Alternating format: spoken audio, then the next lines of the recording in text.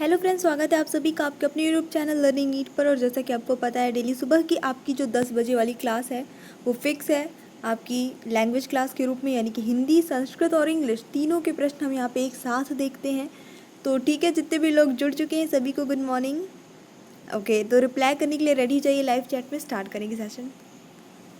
तो आज का जो पहला प्रश्न है, साधारण सा प्रश्न है कि व्यंजन संधि का उदाहरण कौन सा है इनमें से? जगत बंधु, सदैव, चयनम, महोदयः। कौन सी संधि है जिसमें व्यंजन संधि हुई है, बाकी में स्वर संधि हुई होगी? तो बिल्कुल यहाँ पे सही उत्तर होगा आपका ऑप्शन नंबर ए, जगत बंधु। यहाँ पे व्यंजनों में जो है संधि हुई है, तो ऑप्शन नंबर ए यहाँ पे सही हो जाता है। जगत धन बंधु बन गया जगत बंधु, है ना, त का जो है वो बन गया द। अर्पण का विलोम है क्या? प्रदत्त, ग्रहण, दर्पण, पर्पण। बेसिकली अर्पण मतलब क्या होता है? कोई चीज़ देना, किसी को देना। तो जाहिर सी बात है कि उसका उल्टा होगा किसी से कोई चीज़ ग्रहण करना या लेना। तो ऑप्शन नंबर बी यहाँ पे सही होता है, विलोम शब्द। पितृ शब्द का चतुर्थी एक वचन रूप क्या बनेगा? पितु, पित्रे, पिता, पितरी। और सही उत्तर होता है इस प्रश्न के लिए आपका ऑप्शन नंबर बी, पित्रे। माता होता तो माता का बन जाता मात्रे। दोनों का एक जैसे ही चलता है ऑलमोस्ट। भवतः शब्द में विभक्ति और वचन है कौन सा? तो यहाँ पे देखिए, भवत यानी कि आप, भवत मतलब आप, ये एक सर्वनाम शब्द है, इसका जो शब्द रूप चलेगा तो इसमें भवतः जो है वो कौन सी विभक्ति और वचन पे बनेगा? द्वितीया एक वचन, तृतीया बहुवचन, द्वितीया बहुवचन या फिर चतुर्थी एक वचन।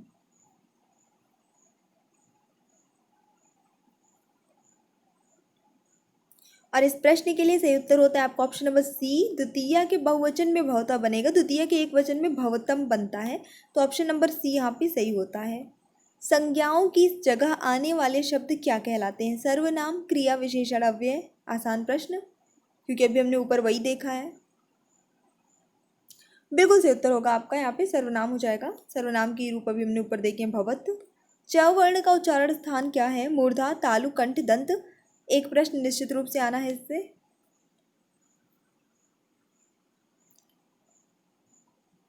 तो यहाँ पे जो सही उत्तर होता है वो होता है आपका ऑप्शन नंबर बी, तालु।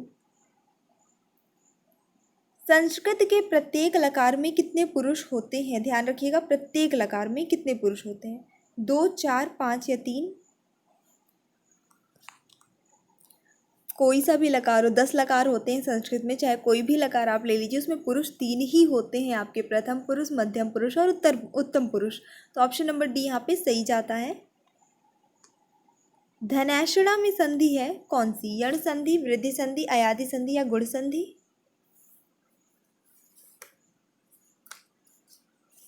चलिए देख लेते हैं। तो यहाँ पे बहुत अच्छी पहचान, ए की मात्रा लगी है, वृद्धि संधि हो जाएगा आपका सही उत्तर। बालको अयम, इस शब्द का संधि विच्छेद क्या होगा? आप इसको जब विच्छेद करेंगे तो क्या बनेगा? बालकः धन अयम, बालकः धन ओयम। मतलब यहाँ पे धन नहीं लगा हुआ है, मैंने बोल दिया बस। बालकः धन यम, बालको धन यम।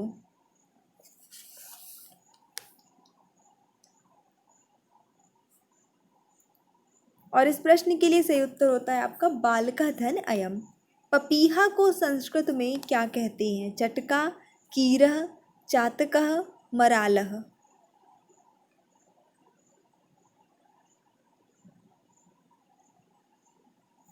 ठीक है, सही उत्तर होता है आपका ऑप्शन नंबर सी, चातकः। जितने भी लोगों ने गेस किया था करेक्ट है। कायिक वाचक आहार्य और सात्विक किसके भेद हैं? अनुभाव, संचारी भाव, विभाव या फिर स्थायी भाव? अच्छा प्रश्न है ये।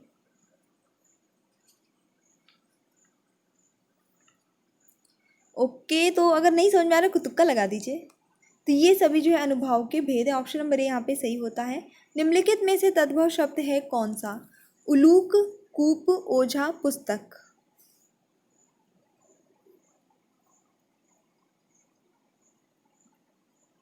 और इस प्रश्न के लिए सही उत्तर होगा आपका ओझा, ये तद्भव शब्द है। निम्नलिखित शब्दों में से विशेषण को पहचानिए, यानी कि कौन सा शब्द जो है विशेषण है? ऐतिहासिक, उपासना, आश्वासन या फिर अपेक्षा? तो यहाँ पे ऐतिहासिक जो है वो विशेषण शब्द के अंतर्गत आ जाएगा।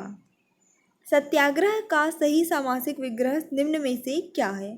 सत्य का आग्रह, सत्य के लिए आग्रह, सत्य के आग्रह या सत्य में आग्रह। सत्याग्रह, इसे विग्रह करेंगे इसका तो कैसे बनेगा? तो यहाँ पे सही होगा आपका ऑप्शन नंबर बी, सत्य के लिए आग्रह सत्याग्रह कहलाएगा। अपने मुंह मियाँ मिट्ठू बनना, इस मुहावरे का अर्थ निम्न विकल्पों में से कौन सा है? अपनी आलोचना स्वयं करना, अपनी प्रशंसा स्वयं न करना, अपनी प्रशंसा स्वयं करना या फिर अपनी प्रशंसा कराना किसी से। अपने मुंह मियाँ मिट्ठू नहीं बनना चाहिए, अच्छी आदत नहीं है, लेकिन कभी कभी अपने आप में तारीफ कर लेनी चाहिए अपनी, अच्छा फील होता है, पॉजिटिव फील होगा, ठीक है। लेकिन ये नहीं कि जहाँ बैठो तो अपनी तारीफ़ करना स्टार्ट कर दो। तो बिल्कुल अभी मैंने पूरा हिंट ही कर दिया है आंसर का, ऑप्शन नंबर बी हो जाएगा, अपनी प्रशंसा स्वयं, सॉरी ऑप्शन नंबर सी, अपनी प्रशंसा स्वयं करना, मतलब अपने मुंह मियाँ मिट्ठू बनना, सी इसका करेक्ट आंसर होगा। परिक्रमा में उपसर्ग है क्या? आ, प, पर, परी। ये यहाँ पे परी होगा, ठीक है। ओके, तो यहाँ पे जो करेक्ट आंसर होगा इस क्वेश्चन के लिए वो होता है आपका परिक्रमा में जो उपसर्ग लगा है वो है आपका ऑप्शन नंबर डी, परी हो जाएगा। निम्न में से कौन सा शब्द स्त्रीलिंग है? सौभाग्य, सुंदरता, काव्य, चंद्र।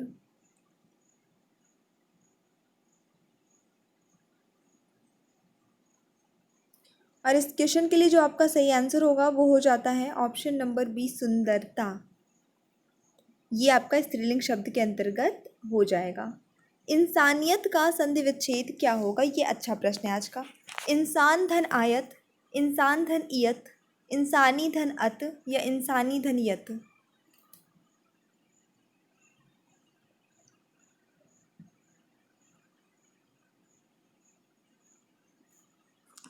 तो यहाँ पे जो सही उत्तर होता है आपका वो हो जाता है ऑप्शन नंबर बी, इंसानियत, इंसान धनियत, यही किसका करेक्ट आंसर होगा। भई गति साप छछुंदर केरी, ठीक है। इस लोकोक्ति का अर्थ क्या है? आई थिंक गांव वगैरह में ये बहुत फेमस है, बताइएगा क्या है? सांप और छछुंदर जैसा होना, सांप का छछुंदर जैसा होना, दुविधा में पड़ना या छछुंदर का सांप हो जाना।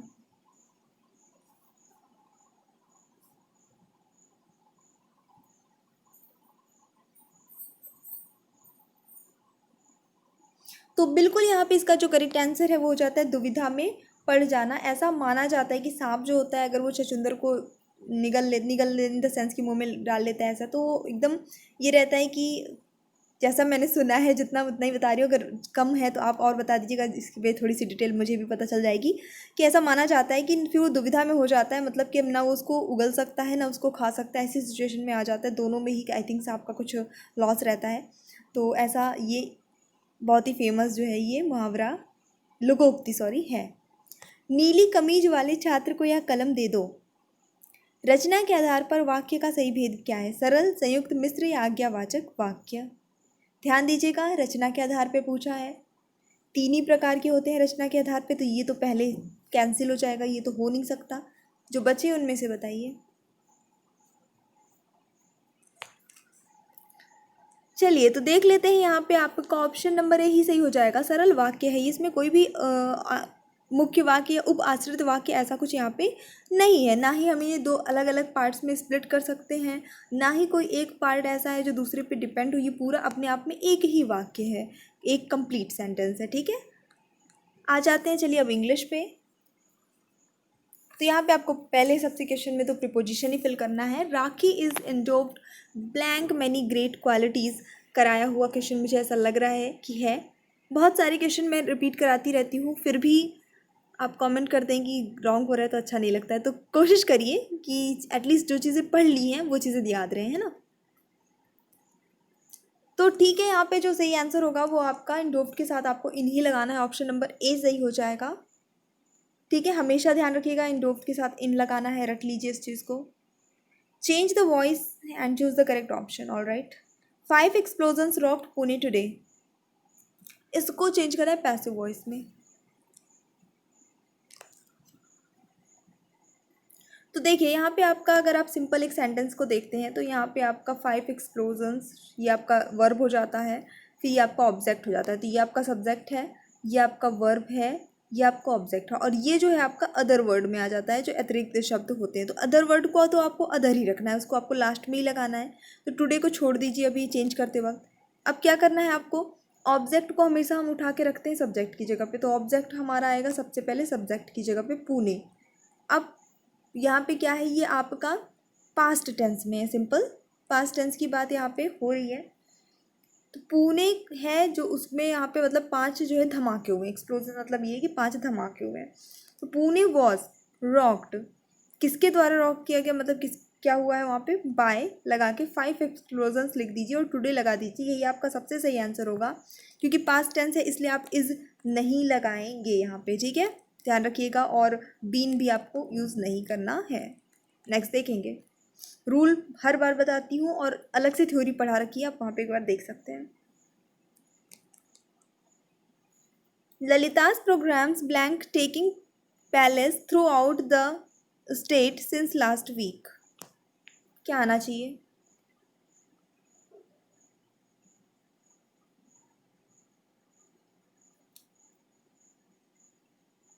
तो इसके लिए जो आपका करेक्ट आंसर होगा हैव बीन हो जाएगा, सिंस लगा हुआ है, साफ साफ टाइम बताया हुआ है, ठीक है। वर्ब की आईएनजी वाली फॉर्म लो तो वर्ब के साथ आईएनजी लगा हुआ है। तो सीधी सी बात है, हमें ये तो समझ में आ जाता है कि ये कौन सा टेंस है, प्रेजेंट परफेक्ट कॉन्टिन्यूअस टेंस है। तो टेंस पढ़ा रखा है, उसी की हेल्पिंग वर्ब हमें यहाँ पे लगानी है। ऑलराइट, यहाँ पे एक वन वर्ड सब्स्टिट्यूट है, वो ड्रिंक जिसमें कई सारी चीज़ें मिला के, आई मीन एक या दो तीन तरह की ड्रिंक्स जो होती हैं, है ना, अल्कोहलिक ड्रिंक आप समझ सकते हैं क्या होता है। तो वो मिक्स करके जो लोग ड्रिंक करते हैं उसे क्या कहा जाता है, एक वर्ड में। नॉर्मली हम लोग मूवीज़ वगैरह में हम लोग को देखने को मिल जाता है कि क्या होता है, जो बार टेंडर होता है वो क्या करता है कि एक में दो तीन बॉटल्स से ड्रिंक्स डालता है और फिर वो सर्व करता है। तो मतलब कि उसमें कई तरह की अल्कोहलिक ड्रिंक्स का मिक्सचर है वो, और उसको कहते हैं हम कॉकटेल। ऑप्शन नंबर ए यहाँ पे सही हो जाता है, नोन एज कॉकटेल। ठीक है, यहाँ पे आपको अपोजिट बताना है किसका, एलोक्वेंट का। थोड़ा सा मैं आपका जो है इसमें हेल्प करती हूँ। इसका जो अर्थ होता है शाब्दिक, वो होता है वाक्पटु, यानी कुछ लोग होते हैं बोलने में बहुत फ्रैंक होते हैं, अच्छे से बात अपनी चीज़ों को एक्सप्रेस कर पाते हैं। इसका विलोम शब्द बताना है। तो यहाँ पे आपका इनआर्टिकुलेट जो है वो करेक्ट आंसर हो जाएगा, यानी जो व्यक्त करने में असमर्थ होता है उसको हम कहते हैं इनआर्टिकुलेट। इसके अलावा और भी चीज़ें कहते हैं, जैसे हेसिटेंट भी कहते हैं जो हेसिटेट करता है, ठीक है, इनकोहेरेंट भी कहते हैं। लेकिन फिलहाल यहाँ जो ऑप्शन हैं उनमें यही आपका ऑप्शन नंबर डी सही होता है। आइडम एंड फ्रेज, इसका आपको अल्टरनेटिव बताना है कि इसकी जगह हम क्या यूज़ कर सकते हैं। Chetan is very upset because the new manager always picks on him. Picks on का अर्थ जो होता है उसके हिसाब से हम यहाँ पे क्या यूज़ करना सही रहेगा हमारे लिए। पिक्स ऑन का मतलब होता है किसी के साथ दुर्व्यवहार करना, है ना, अच्छे से उसको बिहेव ना करना। तो बिल्कुल यहाँ पे करेक्ट आंसर आपका ऑप्शन नंबर डी हो जाएगा, ट्रीट्स बैडली, यानी कि बुरा व्यवहार करना या दुर्व्यवहार करना, बुरी तरीके से ट्रीट करना किसी को। आर्टिकल फिल करना है, he is blank army officer. Army के साथ क्या होगा, इजी है, ठीक है। तो एन आएगा आर्मी के साथ, क्योंकि ए से स्टार्ट हो रहा है और इसका जो उच्चारण है वो भी स्वर से है। He asked me why I was late. Indirect में लिखा है, डायरेक्ट नरेशन में आपको चेंज कर देना है।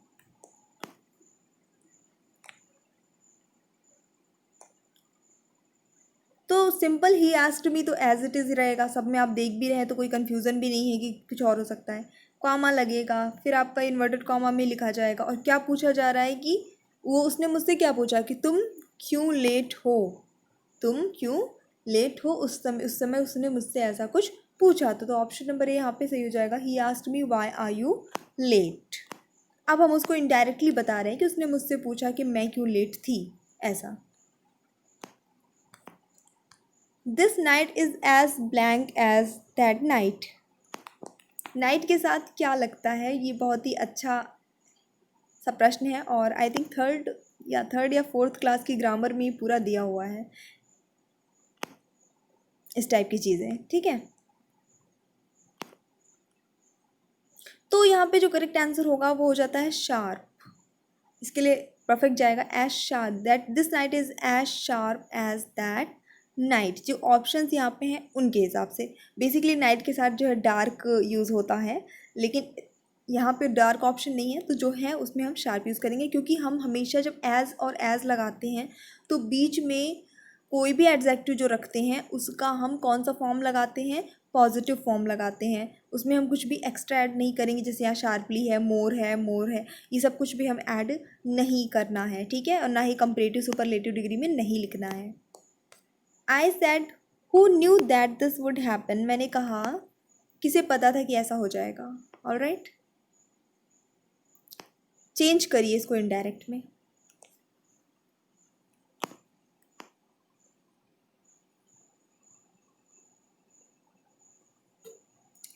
तो यहाँ पे थोड़ा सा ये अच्छा वाला प्रश्न मुझे लग रहा है, जितने भी लोगों ने गेस कर लिया है इसका आंसर ऑप्शन नंबर बी सही है, ठीक है। क्यों सही है, देखिए मैंने कहा, पहली बात तो मैं किसी से यहाँ पे मैं किसी से पूछ नहीं रही हूँ, मैंने ये कहा कि किसे पता था, अब चाहे वो मैंने अपने आप से कहा चाहे ऐसे ही कहे नॉर्मली, किसी से स्पेशली पूछ नहीं रहे कि कोई मुझे आंसर दे, है ना, कि किसे पता था कि ऐसा हो जाएगा, ठीक है। तो आई सेट का आई सेट ही होगा, आस्क्ड नहीं होगा यहाँ पे, ये दो तो पहले ही एलिमिनेट हो जाते हैं, फिर आई सेट बचता है। अब दैट लगाना ही है क्योंकि मैंने कहा कि, उसकी के लिए हमें दैट लगाना ही होगा। अब ये बात हमारे कहने का क्या मतलब है कि कोई किसी को नहीं पता था कि ऐसा वैसा हो जाएगा, ठीक है, ऐसा कहना है हमें। तो नन न्यू दैट इसमें भी है, इसमें भी है।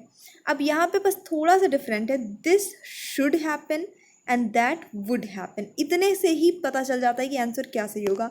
शुड का यूज़ यहाँ पे कहीं पे भी आएगा नहीं, क्योंकि शुड मतलब होता है चाहिए के अर्थ में यूज़ होता है, चाहिए का अर्थ यहाँ पे कुछ है नहीं, बोलना ही नहीं चाह रहे हैं ऐसा कुछ जिसमें चाहिए आए, है ना।